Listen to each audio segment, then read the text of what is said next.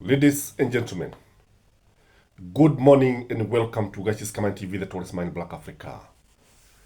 Wakenya wengi waliachwa vinywa wazi when they realized that the DP was nowhere to be seen to see off his boss when he was going to the United States of America for a state visit.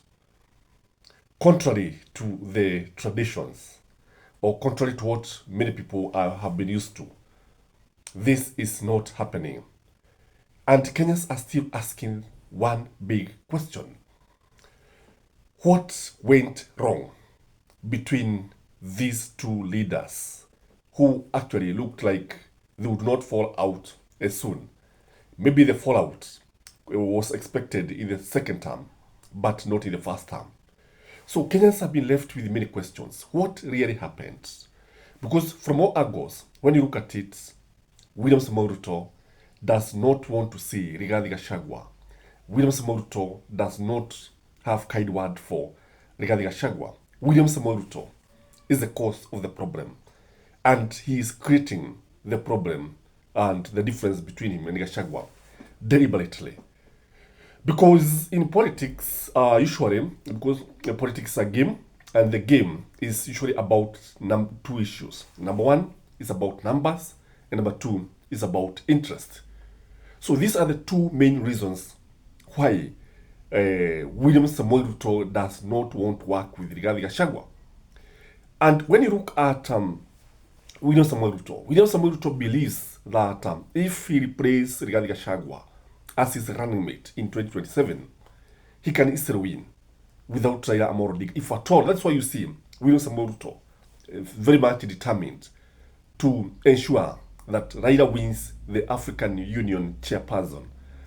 And without Raila, anajua vizuri sana kushida inawezekana, but without Gachagua as his running mate. So he believes that by replacing Rigathi Gachagua with maybe somebody like Dede Nyoro, because Dede Nyoro is a blue boy, he believes that he can win all the votes in Murang'a and a sizable number of votes in Nyandarua and Kiambu. That is what he strongly believes. And he only thinks that maybe even the people of Nyeri can vote for him when he has Dede Nyoro. Number two is that he believes that Gachagua has been actually decreasing his numbers every day. The fact that Gachagua is very controversial, and ukiangalia sana utaona kwamba hata Gachagua mwenyewe ukitazama utaona ameanza kubadilika. Look at the way he has been dressing. He has been changing the dressing code. He has been trying to unite the people, and he has become less controversial. So this is because he has realized these are the things that William Ruto does not like about him. And by becoming less controversial and looking like he can unite the people of the mountain behind him, he strongly believes that William Ruto will choose him come 2027. William Ruto also believes that even Waiguru can bring more votes compared to Rigathi Gachagua. And he thinks that with a candidate being the male and the lady being his running mate, he can attract the vote of women. Because what is happening is that William Ruto is actually despairing.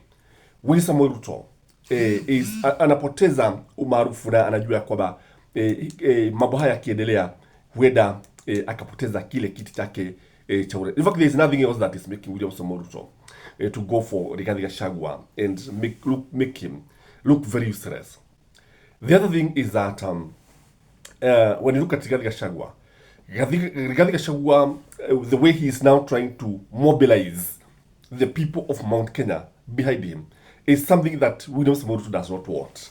You know, William Ruto wants to remain the kingpin of the mountain. William Ruto hataki kuona Gachagua akiwaleta Wakikuyu hususan Wakikuyu wawe wanamfuata.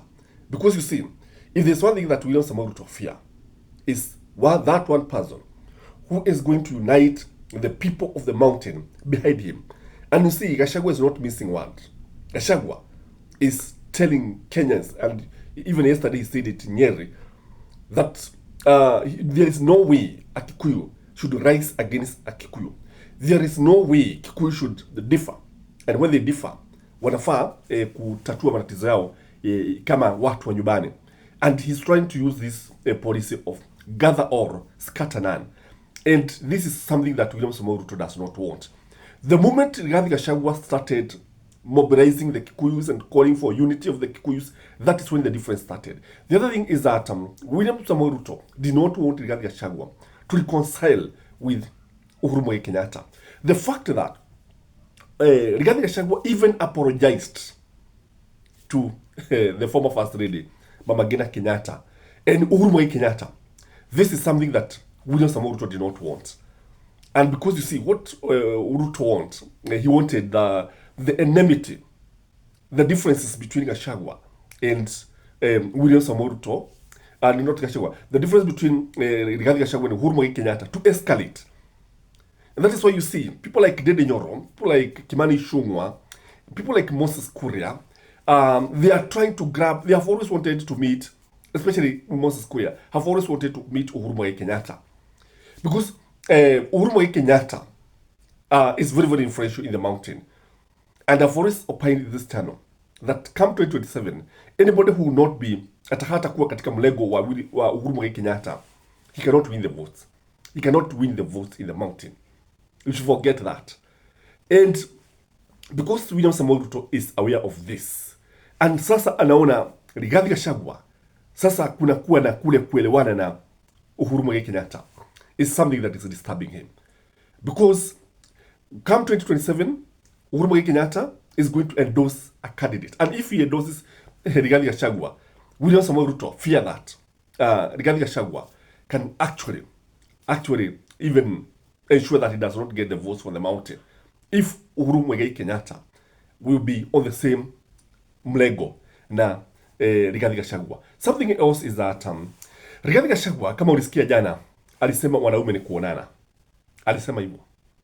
He has ambition. And William Ruto understand this. And because of his ambition, unbridled ambition, they cannot agree on many issues.